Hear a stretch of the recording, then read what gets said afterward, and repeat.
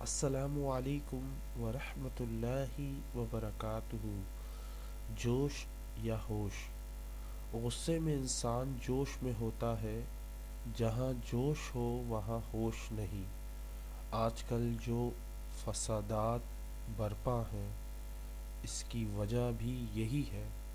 یہ شیطان کا سب سے بڑا ہتھیار ہے، اس لیے غصہ حرام ہے۔ اسلام میں غصہ حرام کس لیے ہے؟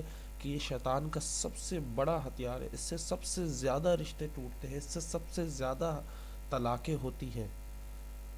غصے کو وضو کر کے، اعوذ باللہ پڑھ کے، اعوذ باللہ من الشیطان الرجیم پڑھ کر یا لاحول پڑھ کر بھگایا جا سکتا ہے۔ دل مانے تو لوگوں سے شیئر کریں، دوستوں سے شیئر کریں۔ اگر یہ ویڈیو آپ کو پسند آئی ہے تو اپنے دوستوں کے ساتھ شیئر کریں۔ جزاک اللہ۔ اللہ مجھے، آپ کو، ہم سب کو ہدایت عطا فرمائے۔